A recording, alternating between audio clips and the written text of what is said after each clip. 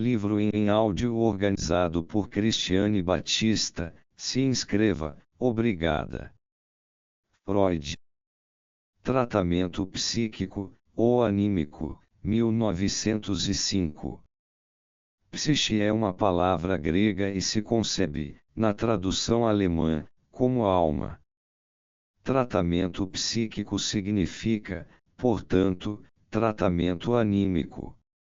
Assim, poder-se-ia pensar que o significado subjacente é tratamento dos fenômenos patológicos da vida anímica. Mas não é este o sentido dessas palavras. Tratamento psíquico quer dizer, antes, tratamento que parte da alma, tratamento, seja de perturbações anímicas ou físicas, por meios que atuam, em primeiro lugar e de maneira direta, sobre o que é anímico no ser humano. Um desses meios e sobretudo a palavra, e as palavras são também a ferramenta essencial do tratamento anímico. O leigo por certo achará difícil compreender que as perturbações patológicas do corpo e da alma possam ser eliminadas através de meras palavras. Achará que lhe estão pedindo para acreditar em bruxarias. E não estará tão errado assim, as palavras de nossa fala cotidiana não passam de magia mais atenuada. Mas será preciso tomarmos um caminho indireto para tornar compreensível o modo como a ciência é empregada para restituir às palavras pelo menos parte de seu antigo poder mágico. Só em época recente, além disso, os médicos de formação científica aprenderam a apreciar o valor do tratamento anímico. Isso se esclarece facilmente ao pensarmos no curso de desenvolvimento da medicina neste último meio século.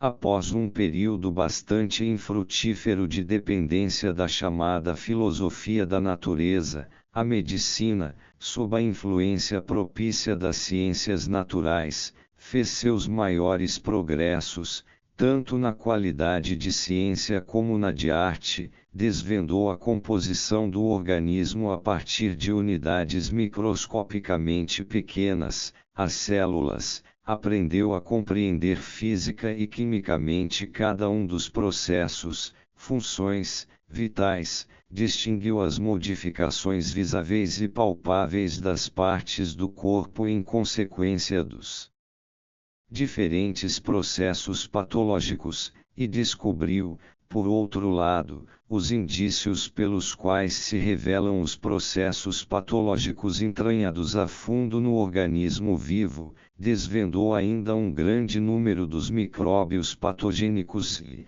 com a ajuda dos conhecimentos recém-adquiridos, reduziu extraordinariamente os perigos das intervenções cirúrgicas mais graves. Todos esses progressos e descobertas diziam respeito ao aspecto físico do ser humano, e assim, em consequência de uma linha de raciocínio incorreta, mas facilmente compreensível, os médicos passaram a restringir seu interesse ao corporal e de bom grado deixaram aos filósofos, a quem menosprezavam, a tarefa de se ocuparem do anímico. É verdade que a medicina moderna tinha motivos suficientes para estudar o incontestável vínculo existente entre o físico e o anímico, mas nunca deixou de representar o anímico como determinado pelo físico e dependente deste. Assim, enfatizou-se que o funcionamento intelectual estaria ligado à existência de um cérebro normalmente desenvolvido e suficientemente nutrido, e que qualquer adoecimento desse órgão faria com que se incorresse em perturbações, que a introdução de substâncias tóxicas na circulação poderia produzir certos estados de doença mental, ou, em pequena escala, que os sonhos do sujeito adormecido seriam modificáveis conforme os estímulos que se fizesse atuar sobre ele para fins experimentais. A relação entre o físico e o anímico, tanto nos animais quanto no ser humano, é recíproca, mas o outro lado dessa relação, o efeito do anímico no corpo, encontrou pouca aceitação aos olhos dos médicos em épocas anteriores. Eles pareciam temerosos de conceder uma certa autonomia à vida anímica, como se com isso fossem abandonar o terreno da cientificidade.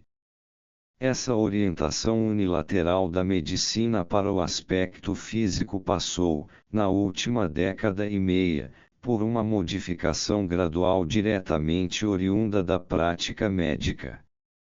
Ocorre que há um grande número de doentes de maior ou menor gravidade que, por seus distúrbios e queixas, fazem grandes exigências à habilidade do médico, mas em quem não se encontram sinais visíveis e palpáveis do processo patológico, seja durante a vida ou depois da morte, apesar de todos os progressos dos métodos de investigação da medicina científica. Um grupo desses doentes destaca-se pela abundância e pela variedade multiforme do quadro patológico, não podem fazer nenhum trabalho intelectual, em consequência de dores de cabeça ou insuficiência da atenção, seus olhos doem durante a leitura, suas pernas se cansam ao andar, ficando pesadas, doloridas ou dormentes. Sua digestão é perturbada por sensações dolorosas, eructações ou espasmos gástricos, a defecação não se dá sem a ajuda de laxativos, o sono é abolido, etc. Eles podem ter todos esses males simultaneamente ou em sucessão, ou sofrer apenas de uma seleção deles, na totalidade dos casos, trata-se obviamente da mesma doença. Apesar disso, os sinais da doença são a miúde mais variáveis, revezando-se entre si e substituindo uns aos outros, um mesmo doente, até então incapaz de trabalhar por causa das dores de cabeça, mas com uma digestão bastante boa, pode no dia seguinte desfrutar de uma cabeça desembaraçada, mas a partir daí suportar mal a maioria dos alimentos. Da mesma forma, seus padecimentos o abandonam subitamente ao sobrevir uma modificação em suas condições de vida. Numa viagem, pode sentir-se perfeitamente bem e saborear sem prejuízo a mais diversificada dieta, mas, de volta a casa, talvez tenha de restringir-se novamente à coalhada.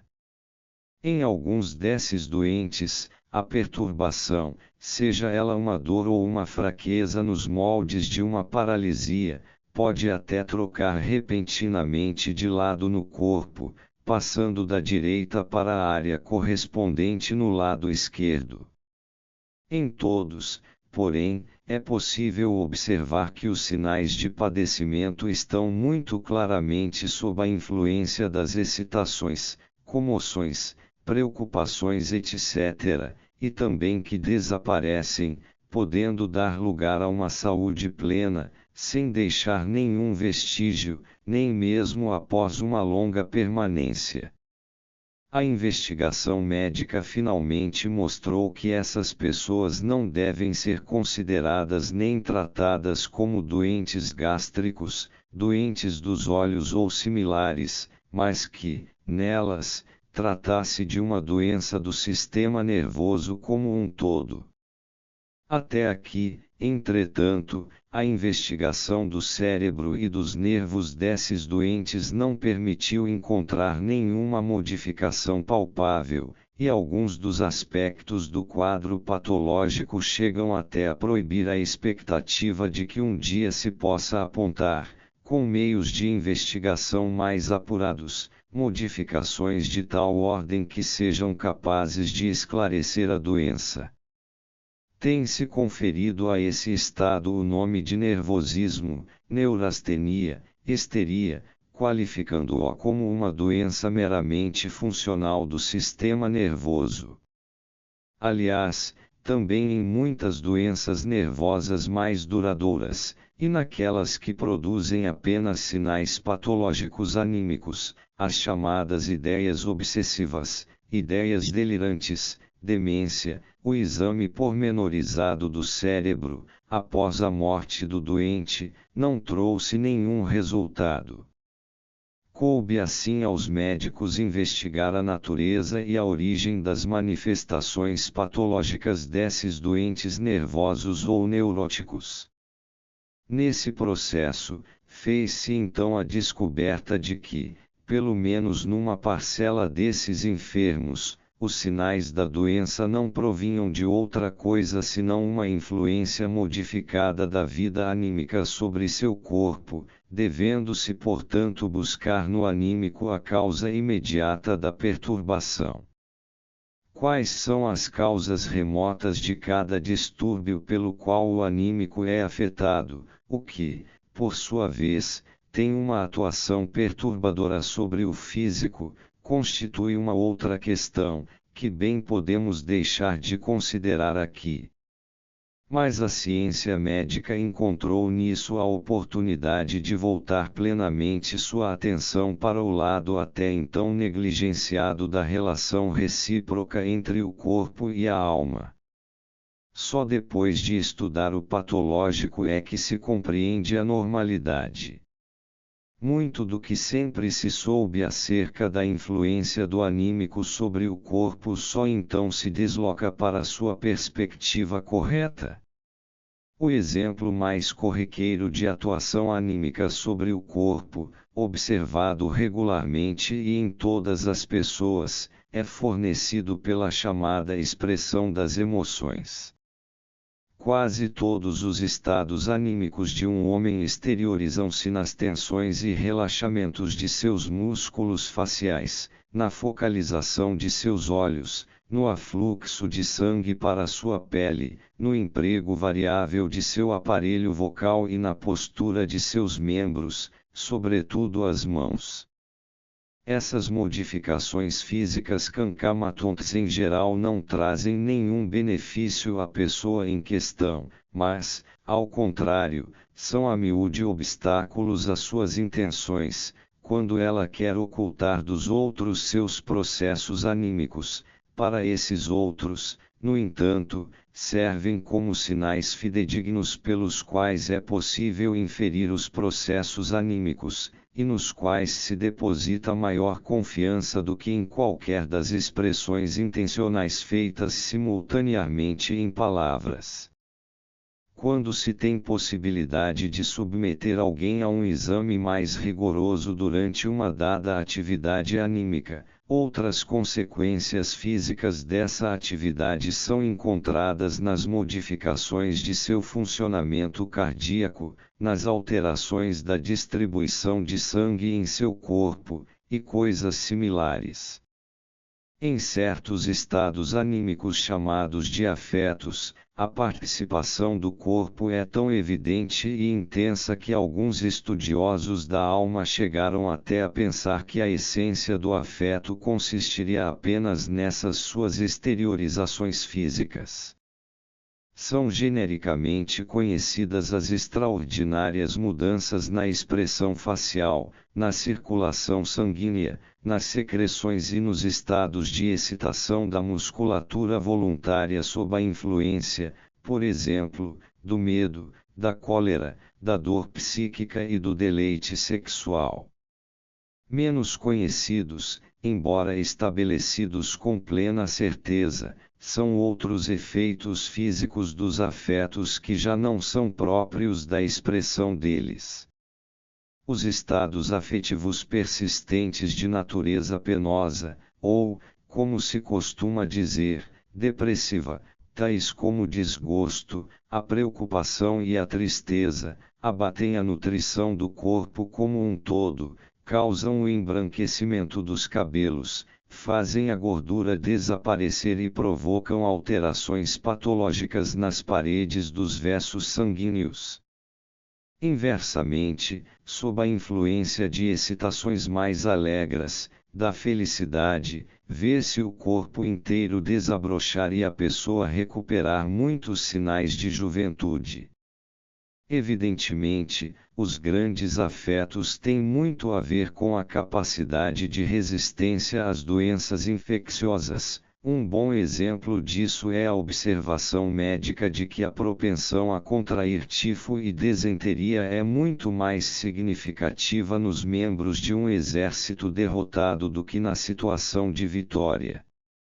Ademais, os afetos, embora quase que exclusivamente os depressivos, muitas vezes bastam por si mesmos para ocasionar doenças, tanto no tocante aos males do sistema nervoso com alterações anatômicas demonstráveis quanto no que concerne às doenças de outros órgãos, situação na qual temos de supor que a pessoa em causa já tinha uma predisposição para tal doença, até ali inoperante. Os estados patológicos já formados podem ser sumamente influenciados pelos afetos tempestuosos, quase sempre no sentido de um agravamento, mas tampouco faltam exemplos em que um grande choque ou um desgosto súbito, mediante uma alteração peculiar no tono do organismo, tem uma influência salutar sobre um estado patológico bem consolidado ou chega mesmo a aboli-lo. Por fim, não há dúvida alguma de que a duração da vida pode ser consideravelmente abreviada pelos afetos depressivos, do mesmo modo que um choque mais violento, uma injúria contundente ou uma humilhação podem dar um fim repentino à vida. O curioso é que, vez por outra, este último efeito é também observado como consequência de uma grande e inesperada alegria. Os afetos, num sentido mais estrito, distinguem-se por um vínculo muito especial com os processos físicos, mas, a rigor, todos os estados anímicos, inclusive aqueles que estamos acostumados a considerar como processos de pensamento, são afetivos numa certa medida, e nenhum deles carece de manifestações físicas e da capacidade de modificar os processos corporais. Mesmo enquanto se está tranquilamente pensando por meio de representações, correspondem ao conteúdo dessas representações várias excitações constantes, desviadas para os músculos lisos e estriados. Estas, mediante o reforço apropriado, podem tornar-se claras e fornecer a elucidação de muitos fenômenos estranhos e até supostamente sobrenaturais. Assim, por exemplo, a chamada adivinhação do pensamento Gedanken-Erraten se esclarece por pequeninos movimentos musculares involuntários executados pelo médium quando se faz uma experiência com ele, algo como um deixar-se guiar por ele para encontrar um objeto escondido. O fenômeno inteiro merece, antes, o nome de traição do pensamento Gedanken-Verraten. Os processos de volição e atenção também são capazes de influenciar profundamente os processos físicos e de desempenhar, nas doenças somáticas, um grande papel fomentador ou inibidor. Um grande médico inglês relatou que consegue provocar, em qualquer parte do corpo para a qual queira dirigir sua atenção, uma multiplicidade de sensações e dores, e a maioria dos seres humanos parece comportar-se de maneira parecida. Ao formar um juízo sobre as dores, que se costuma considerar como fenômenos físicos, em geral cabe levar em conta sua claríssima dependência das condições anímicas. Os leigos, que de bom grado reúnem tais influências anímicas sob o nome de imaginação, costumam ter pouco respeito pelas dores decorrentes da imaginação, em contraste com as que são causadas por lesões, doenças ou inflamações. Mas isso é evidentemente injusto, qualquer que seja a sua causa, inclusive a imaginação, as dores em si nem por isso são menos reais ou menos violentas. Assim como as dores são produzidas ou intensificadas em se voltando a atenção para elas, também desaparecem pelo desvio da atenção. Essa experiência pode ser utilizada com todas as crianças para acalmá-las. Os soldados adultos não sentem a dor da ferida no entusiasmo febril da batalha. É muito provável que os mártires, no ardor desmedido de seu sentimento religioso e voltando todos os seus pensamentos para as recompensas com que lhes acena o paraíso, fiquem perfeitamente insensíveis às dores de sua tortura. É menos fácil comprovar através de exemplos a influência da volição nos processos patológicos do corpo, mas é muito possível que a determinação de curar-se ou a vontade de morrer não sejam desprovidas de importância nem mesmo para o desfecho dos casos mais graves e mais duvidosos de doença. Tem extremo direito a nosso interesse o estado anímico da expectativa, por meio do qual pode ser mobilizada uma série de forças anímicas de suma eficácia para a instauração e a cura das doenças físicas. A expectativa angustiada por certo não deixa de influenciar o resultado. Seria importante saber com certeza se ela contribui tanto para o adoecimento quanto se acredita, se é verdade, por exemplo, que em meio a uma epidemia correm maior perigo aqueles que têm medo de adoecer. O estado inverso, a expectativa confiante e esperançosa, é uma força atuante com que temos de contar, a rigor, em todas as nossas tentativas de tratamento e cura. De outro modo, não poderíamos explicar a peculiaridade dos efeitos observados dos medicamentos e intervenções terapêuticas. Dentre os mais palpáveis está a influência da expectativa confiante nas chamadas curas miraculosas, ainda hoje efetuadas diante de nossos olhos sem a colaboração de nenhuma habilidade médica. As curas milagrosas típicas realizam-se nos crentes sob a influência de cerimônias próprias para intensificar os sentimentos religiosos, ou seja, em lugares onde se adora uma imagem milagrosa, ou onde uma figura santa ou divina revelou-se aos homens e lhes prometeu alívio como recompensa por sua adoração, ou onde as relíquias de um santo são preservadas como um tesouro. Não parece fácil à fé religiosa, por si só, suprimir a doença pelo caminho da expectativa, pois, em geral, há ainda o concurso de outras coisas nas curas milagrosas. As ocasiões em que se busca a clemência divina têm de ser indicadas por condições especiais, o esforço físico que o doente se impõe, as dores e sacrifícios da peregrinação devem torná-lo digno dessa regra especial. Seria conveniente, mas muito equivocado, simplesmente recusar crédito a essas curas milagrosas e pretender explicar os relatos feitos sobre elas através de uma combinação de engodo devoto e observação inexata. Por mais que essa tentativa de explicação possa a miúde justificar-se, ainda assim não tem o poder de descartar por completo o fato das curas miraculosas.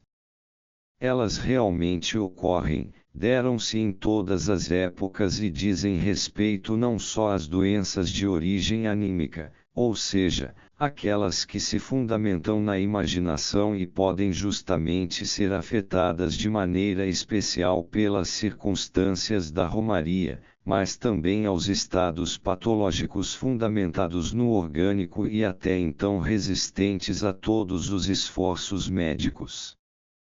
Mas não há nenhuma necessidade de recorrer a outra coisa senão os poderes anímicos para esclarecer as curas milagrosas. Nem mesmo nessas condições manifestam-se efeitos que possamos considerar inconcebíveis para nossa cognição. Tudo se passa naturalmente, de fato, o poder da fé religiosa recebe aí um reforço de muitas forças pulsionais tipicamente humanas. A crença religiosa de cada um é intensificada pelo entusiasmo da multidão em meio à qual ele costuma aproximar-se do local sagrado. Todas as moções anímicas de cada ser humano podem ser imensamente ampliadas por esse efeito das massas. Quando alguém vai sozinho em busca da cura no lugar miraculoso, são a fama e o prestígio do lugar que substituem a influência da multidão, e portanto, mais uma vez, é apenas o poder da multidão que exerce seu efeito. Essa influência também se faz sentir de mais outra maneira. Sabe-se que a misericórdia divina mostra-se apenas a alguns dentre os muitos que a ela recorrem, e cada qual gostaria de estar entre os distinguidos e eleitos. A ambição que dormita em cada um vem em socorro da fé religiosa. Quando tantas forças puldarussas colaboram, não nos deve surpreender que, vez por outra, a meta seja realmente alcançada. Tampouco os que não têm crença religiosa precisam renunciar às curas milagrosas. Para eles, o prestígio e o efeito das massas substituem completamente a crença religiosa. Há em todas as épocas tratamentos da moda e médicos da moda, que exercem um domínio especial na alta sociedade, onde as forcas pulsionais anímicas mais puldarussas são representadas pelo esforço de exceder uns aos outros e imitar os mais aristocráticos. Tais tratamentos da moda ostentam efeitos terapêuticos que estão fora de seu alcance, e um mesmo procedimento rende muito mais nas mãos de um médico da moda, que talvez se tenha tornado conhecido por assistir alguma personalidade de destaque, do que pode render nas de outro médico. Assim, tanto há milagreiros humanos quanto divinos, só que os homens que se servem desses favores da moda e da imitação para galgar uma posição de prestígio perdem-na rapidamente, como e da natureza das forças que atuaram para consegui-la. A compreensível insatisfação com a ajuda a miúde insuficiente da arte medicinal, e talvez também a rebeldia interna contra o rigor do pensamento científico, que reflete para os homens a inexorabilidade da natureza, criaram em todas as épocas, e novamente em nossos dias, uma curiosa condição para o poder curativo das pessoas e dos procedimentos. A expectativa confiante só se produz quando aquele que presta assistência não é médico e pode vangloriar-se de não entender nada da fundamentação científica da terapêutica, e quando o procedimento não foi comprovado por um teste rigoroso, mas é recomendado por alguma preferência popular. Daí a profusão de terapias naturais e terapeutas naturais que ainda hoje fazem concorrência aos médicos no exercício de sua profissão, e dos quais podemos ao menos dizer, com alguma certeza, que com muito mais frequência trazem prejuízos do que benefícios aos que buscam a cura. Se temos nisso uma base para censurar a expectativa confiante dos doentes, ainda assim não devemos ser tão ingratos a ponto de esquecer que essa mesma força apoia continuamente nossos próprios esforços médicos. É provável que o efeito de cada procedimento prescrito pelo médico, de cada intervenção feita por ele, componha-se de duas partes. E uma delas, ora maior, ora menor, mas que nunca deve ser de todo desprezada, é fornecida pela conduta anímica do doente. A expectativa confiante com que ele vai ao encontro da influência direta de uma providência médica depende, de um lado, da extensão de sua própria ânsia de cura, e, de outro, de sua confiança em ter dado o passo certo para isso, ou seja, de seu respeito pela arte médica em geral, depende ainda do poder que ele atribui à pessoa do médico, e até mesmo da simpatia puramente humana que este desperta nele. Há médicos cuja capacidade de conquistar a confiança dos doentes tem um grau mais elevado que em outros. Nesses casos, é frequente o enfermo já sentir um alívio ao ver o médico entrar em seu quarto. Os médicos têm praticado o tratamento anímico desde sempre, ainda mais abundantemente em épocas remotas do que hoje em dia. Quando entendemos por tratamento psíquico o esforço de provocar no doente os estados e condições anímicos mais propícios para a cura, vemos que esse tipo de tratamento médico é, historicamente, o mais antigo. Os povos da antiguidade mal dispunham de outra coisa senão o tratamento psíquico, e nunca deixavam de apoiar o efeito das poções curativas e das medidas terapêuticas mediante um tratamento anímico insistente. Os conhecidos usos de fórmulas mágicas, banhos purificadores e invocação de sonhos oraculars dormindo no salão do templo, entre outros, só podem ter se tornado curativos por via psíquica. A própria personalidade do médico adquiria prestígio por derivar diretamente do poder divino, já que, em seus primórdios, a arte curativa estava nas mãos dos sacerdotes. Assim, tanto naquela época quanto hoje, a pessoa do médico era uma das condições principais para promover no doente o estado psíquico propício à cura. Agora começamos também a compreender a magia das palavras.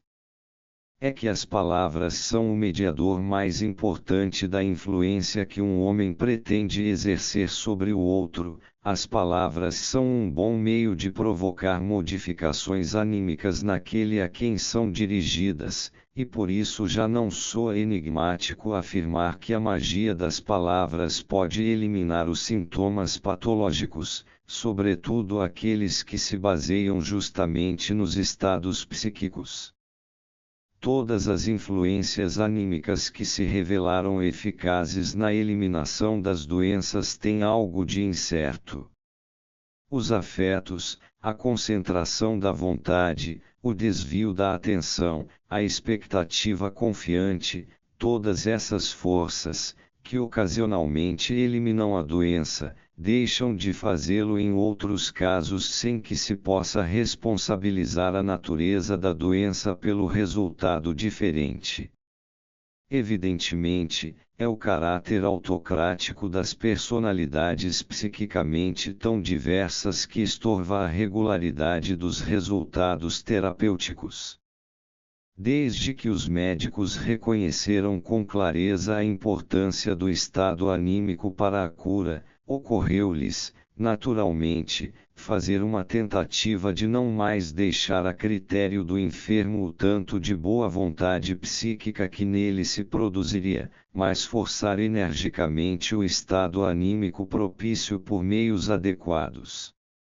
Foi nesse esforço que teve origem o moderno tratamento anímico.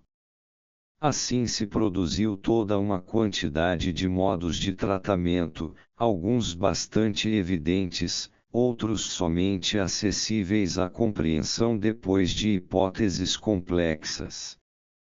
É evidente, por exemplo, que o médico, já não podendo hoje inspirar admiração como sacerdote ou como possuidor de um saber secreto, há de usar sua personalidade de modo a poder ganhar a confiança e uma parcela da simpatia de seu paciente. Já atenderá uma distribuição conveniente que ele consiga esse resultado apenas com um número restrito de enfermos, enquanto outros, por seu grau de formação e suas inclinações, serão atraídos para a pessoa de outros médicos. Entretanto, com a abolição da livre escolha do médico, aniquila-se uma importante precondição para influenciar o doente em termos anímicos. Há toda uma série de meios psíquicos muito eficazes de que o médico deve privar-se. Ou não tem o poder, ou não pode arrogar-se o direito de invocá-los. Isso se aplica sobretudo à provocação dos afetos mais intensos e, portanto, aos meios mais importantes pelos quais o anímico atua sobre o físico. O destino muitas vezes cura as doenças através das grandes emoções de alegria, da satisfação das necessidades e da realização dos desejos, com os quais o médico, a miúde impotente fora de sua arte, não pode rivalizar. Estaria antes em seu poder provocar medo e terror para fins curativos, mas, exceto no caso de crianças, ele deve ponderar muito sobre o recurso a essas medidas perigosas. Por outro lado, o médico deve romper todas as relações com os doentes que estejam ligadas a sentimentos de ternura, por causa da significação vital desses estados anímicos. E assim, seu poder de promover modificações anímicas em seus doentes parece tão reduzido desde o início que o tratamento anímico deliberadamente intensificado não prometeria nenhuma vantagem sobre o método anterior. O médico pode tentar dirigir algo da função volitiva e da atenção do doente, e em diversos estados patológicos tem bons motivos para isso. Quando obriga persistentemente alguém que se crê paralítico a fazer os movimentos que supostamente lhe são impossíveis, ou ao recusar um exame a um paciente nervoso que insiste em ser examinado por uma doença que certamente não existe, o médico estará seguindo o rumo de tratamento correto, mas esses casos isolados dificilmente justificariam situarmos o tratamento anímico como um procedimento terapêutico especial. Em contrapartida, existe um caminho singular e imprevisto que oferece ao médico a possibilidade de exercer uma influência profunda, se bem que transitória, sobre a vida anímica de seus pacientes, e de utilizá-la para fins terapêuticos. Sabe-se há muito tempo, embora somente nas últimas décadas isso tenha se elevado acima de qualquer dúvida, que é possível, mediante certas ações suaves, transportar as pessoas para um estado anímico totalmente peculiar, que tem muita semelhança com o sono e por isso é chamado de hipnose. À primeira vista, os procedimentos para produzir a hipnose não têm muita coisa em comum. Pode-se hipnotizar alguém fazendo-o olhar fixamente para um objeto brilhante por alguns minutos, ou segurando um relógio pelo mesmo espaço de tempo junto ao ouvido do sujeito experimental, ou ainda passando repetidamente as mãos espalmadas, a uma pequena distância, sobre seu rosto e membros. Mas também se pode chegar a esse mesmo resultado avisando a pessoa a quem se pretende hipnotizar, com tranquila segurança, sobre a chegada do estado hipnótico e suas particularidades, ou seja, fazendo-a crer na hipnose. Também é possível vincular esses dois procedimentos.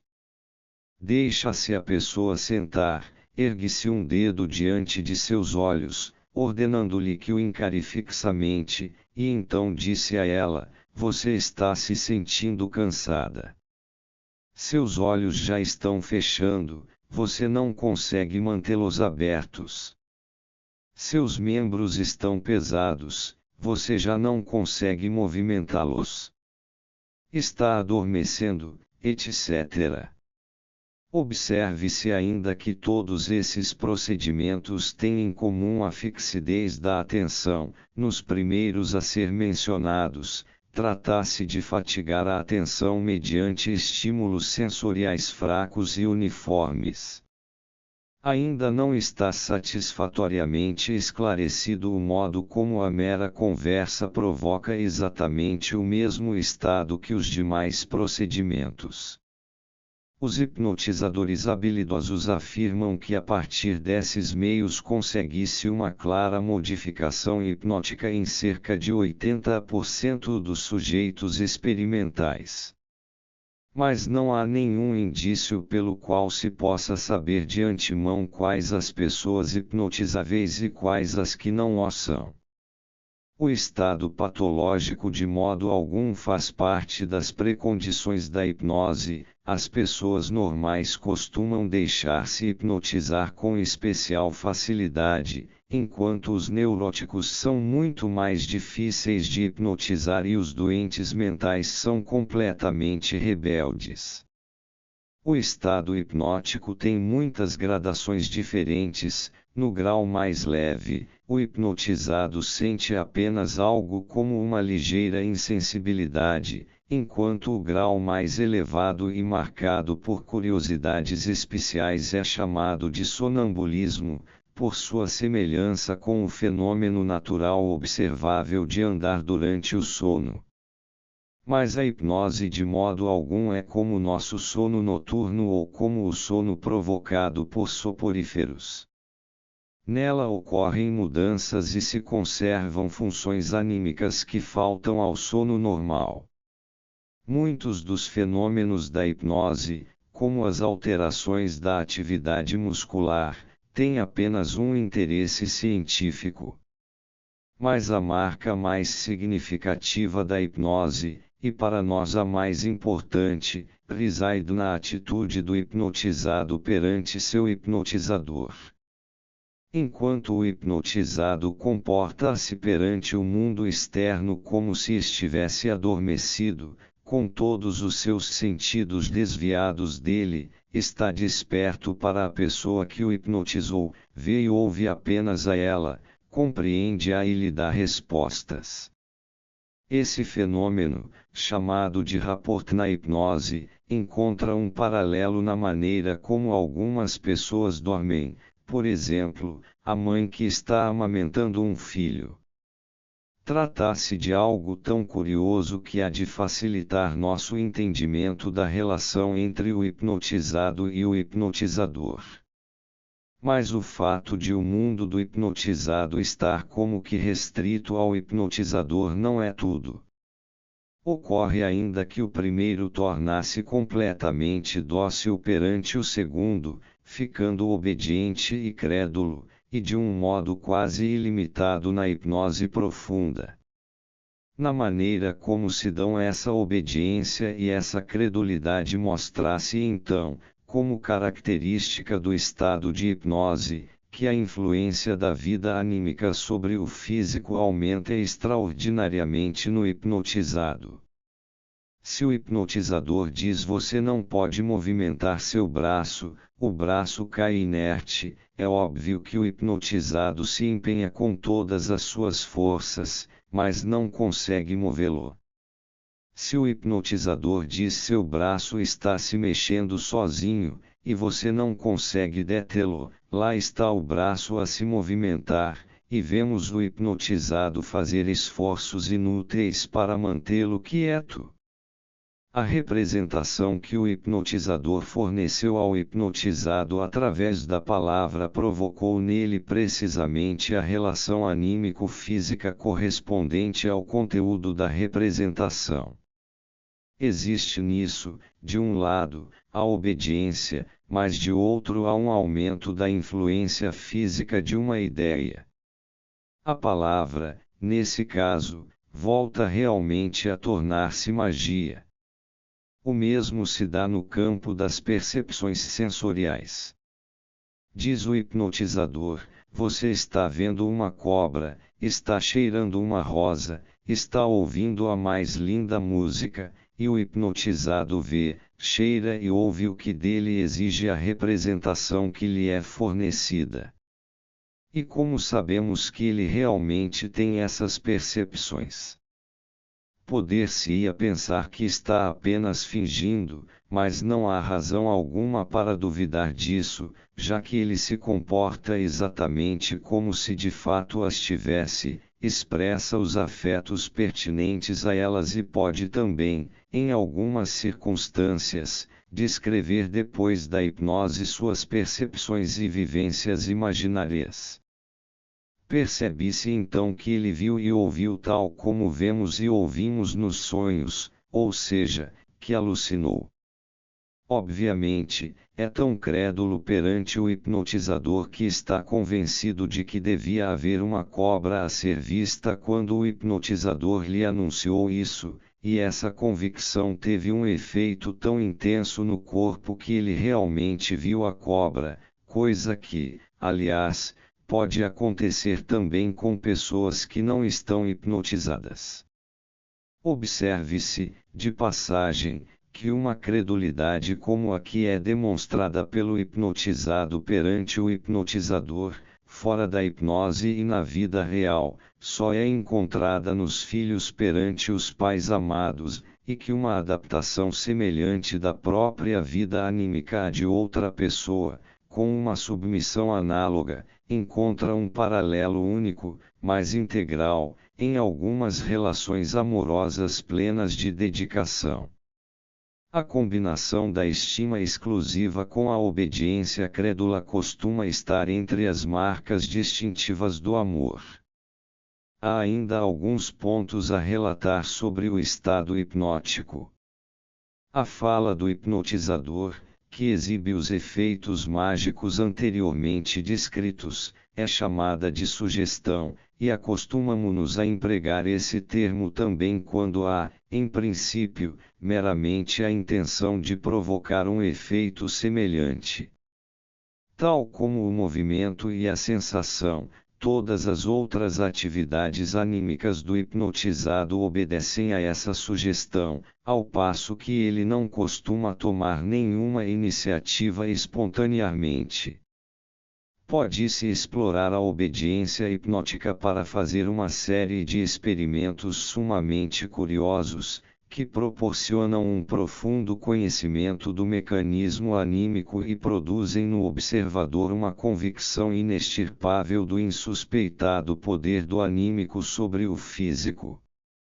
Tal como o hipnotizado pode ser forçado a ver o que não está ali, pode também ser proibido de ver algo que está presente e que pretende impor-se a seus sentidos, como, por exemplo, determinada pessoa, a chamada alucinação negativa. Essa pessoa descobre então ser impossível fazer-se notar pelo hipnotizado através de qualquer tipo de estimulação, é tratada por ele como se fosse feita de vento.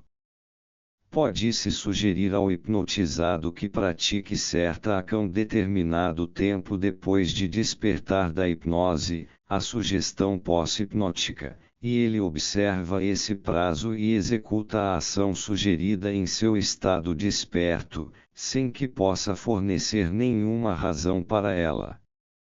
Indagado sobre por que fez o que fez, ou se referirá a um impulso obscuro a que não pôde resistir, ou inventará algum pretexto óbvio e precário, sem se lembrar da verdadeira razão, a sugestão que lhe foi feita.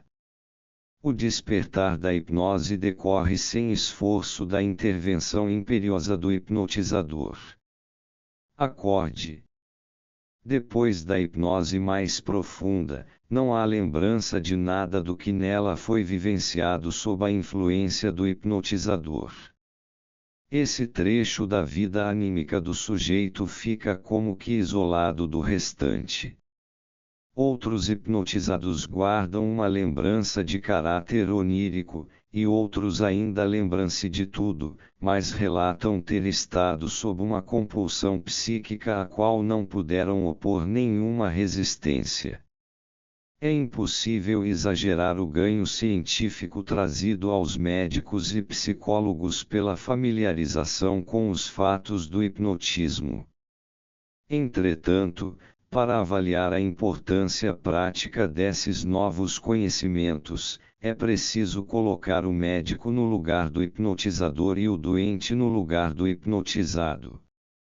Acaso a hipnose não parece apta a satisfazer todas as necessidades do médico, na medida em que ele pretende proceder perante o doente como médico da alma?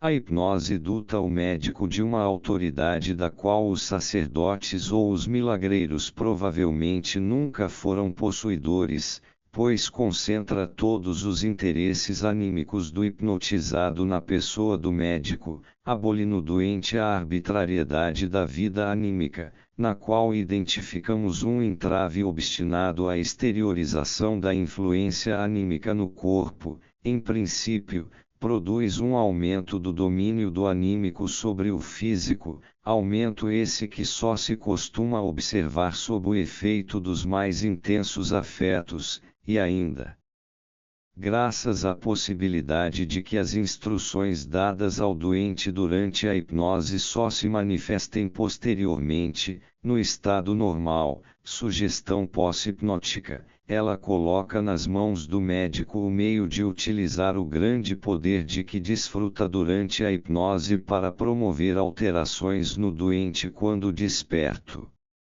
Surgiria assim um padrão simples para o tipo de cura mediante tratamento anímico: o médico poria o doente em estado hipnótico, far-lhe-ia a sugestão, modificada conforme as circunstâncias, de que ele não estava doente, ou de que não sentiria mais seus sintomas ao acordar. Depois o acordaria e confiaria na expectativa de que a sugestão cumprisse seu dever contra a doença.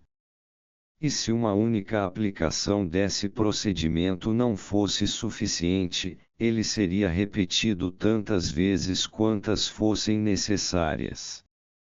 Uma só consideração poderia impedir o médico e o paciente de empregarem um procedimento terapêutico tão promissor, a saber, caso se revelasse que o benefício da hipnose seria contrabalançado por algum prejuízo, por exemplo, se ela deixasse um distúrbio ou fraqueza permanentes na vida anímica do hipnotizado.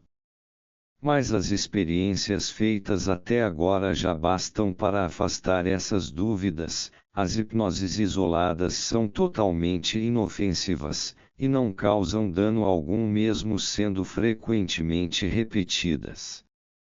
Há que destacar apenas um ponto: quando as circunstâncias tornam necessário o uso prolongado do hipnotismo, estabelece-se um hábito de hipnose no doente e uma dependência do médico hipnotizador, o que não pode fazer parte do propósito do procedimento terapêutico. O tratamento hipnótico realmente significa hoje uma grande ampliação do alcance da medicina e, por conseguinte, um avanço na arte de curar. Pode-se aconselhar cada enfermo a entregar-se a ele em confiança, desde que seja praticado por um médico experiente e digno de crédito. Entretanto, é preciso servir-se da hipnose de um modo diferente do que é hoje habitual. Comumente, só se recorre a esse tipo de tratamento depois que todos os outros recursos fracassam, quando o doente já está desanimado e de má vontade.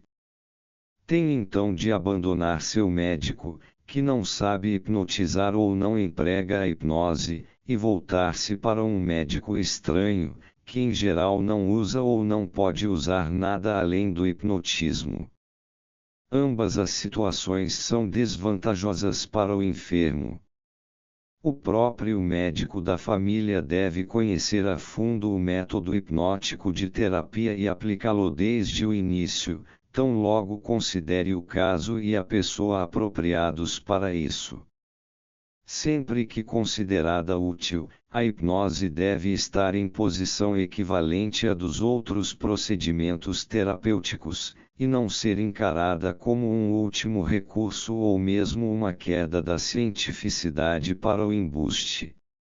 É que o hipnotismo é útil não apenas em todos os estados de nervosismo e nos distúrbios devidos à imaginação, mas também para romper hábitos patológicos, como alcoolismo, vício em morfina, aberrações sexuais, e ainda em muitas doenças orgânicas, inclusive inflamatórias, nas quais se tem uma perspectiva, mesmo persistindo o distúrbio subjacente, de eliminar os sintomas incômodos para o enfermo, tais como as dores, inibições do movimento, etc. A escolha dos casos para a aplicação do procedimento hipnótico depende quase sempre da decisão do médico. Mas agora é chegado o momento de desfazer a impressão de que, com o recurso da hipnose, teria despontado para o médico uma época mais cômoda de taumaturgia. Ainda é preciso levar em conta diversas circunstâncias aptas a reduzir consideravelmente nossas pretensões em relação à terapia hipnótica e a restituir a sua justa medida às esperanças talvez despertadas nos doentes. Antes de mais nada, verifica-se que uma premissa básica é insustentável, qual seja, a de que se conseguiria, através da hipnose, retirar dos doentes a arbitrariedade que é perturbadora em sua conduta anímica.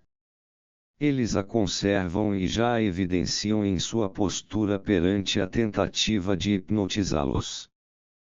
Quando se disse acima que cerca de 80% das pessoas são hipnotizáveis, esse número elevado só pôde ser atingido computando-se entre os casos positivos todos aqueles que mostravam algum indício de serem influenciáveis.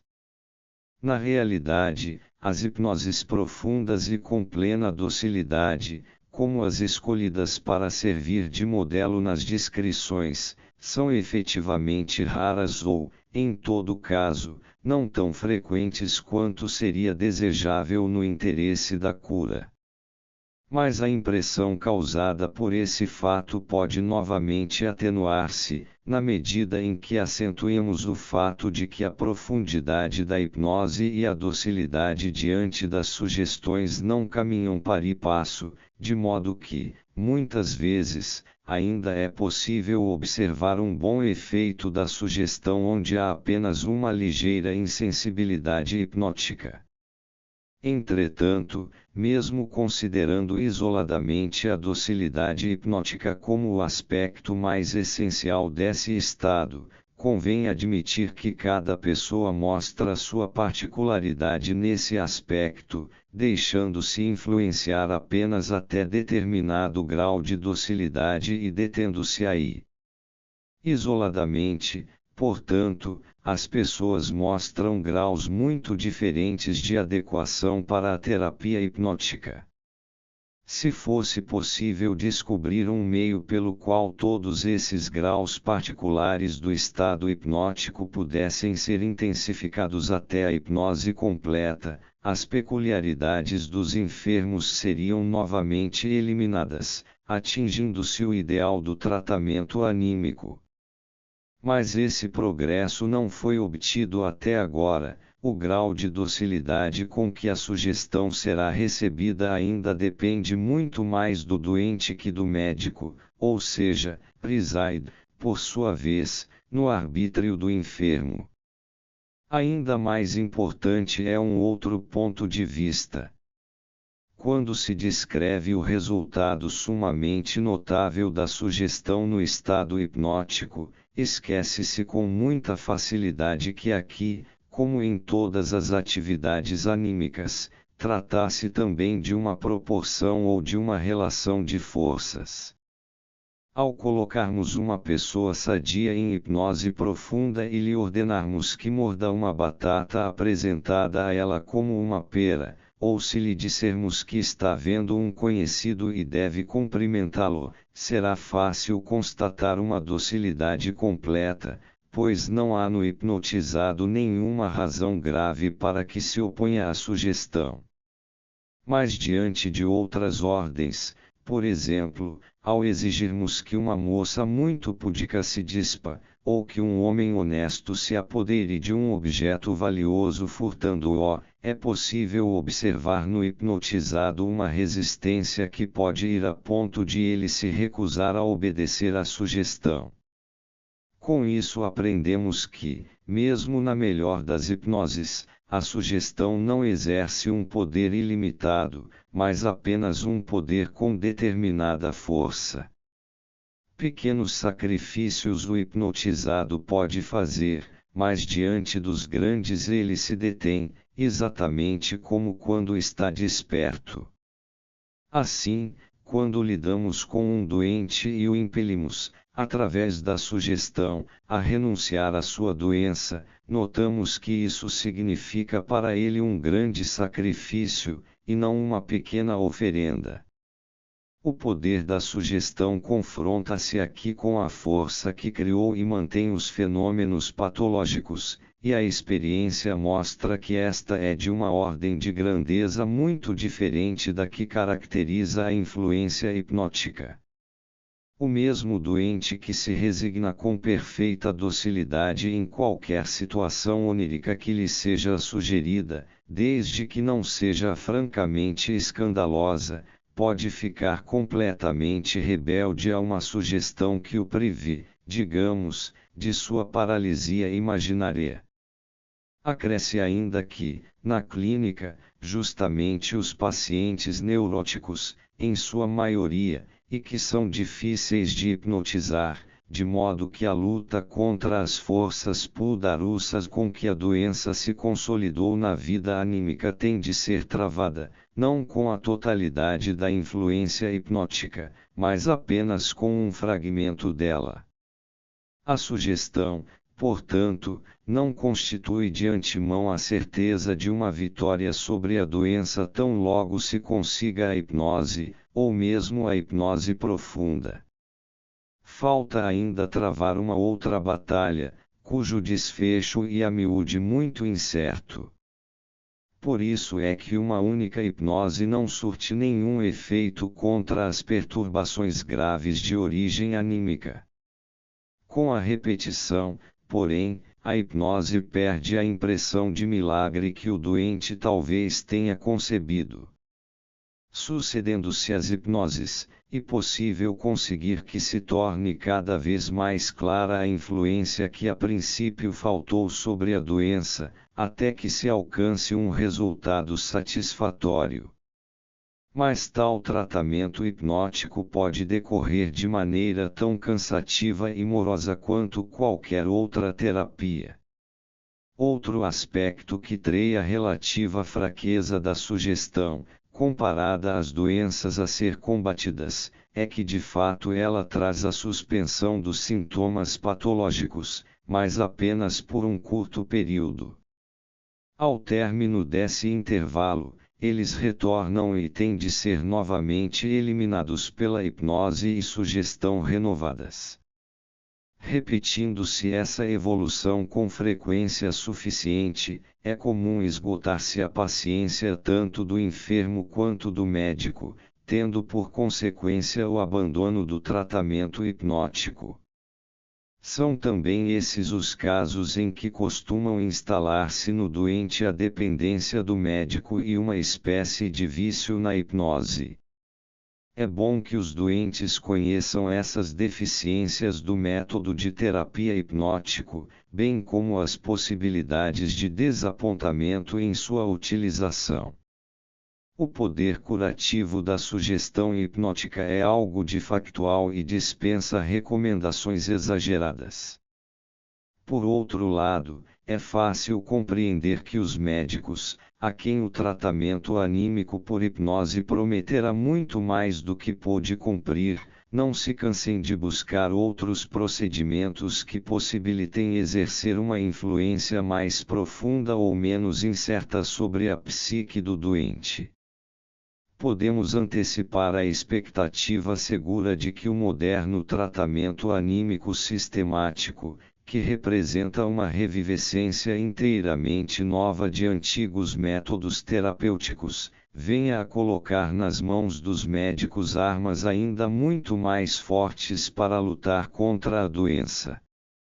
Um discernimento mais profundo dos processos da vida anímica, cujas origens primordiais repousam justamente em vivências hipnóticas, há de apontar os meios e modos de chegarmos a isso.